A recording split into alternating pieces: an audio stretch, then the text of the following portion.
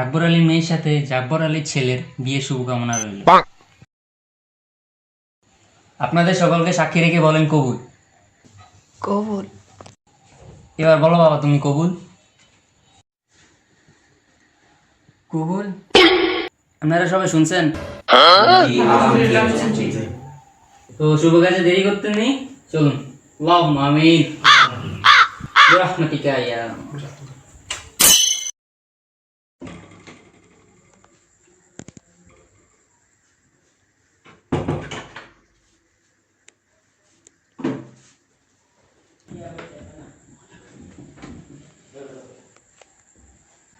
জান, জি বলুন। আমাদের তো বিয়ে হয়েছে জান, এবার একটু তোমাদের দেখবো, তোমার মুখটা একটু দেখি। দেখো।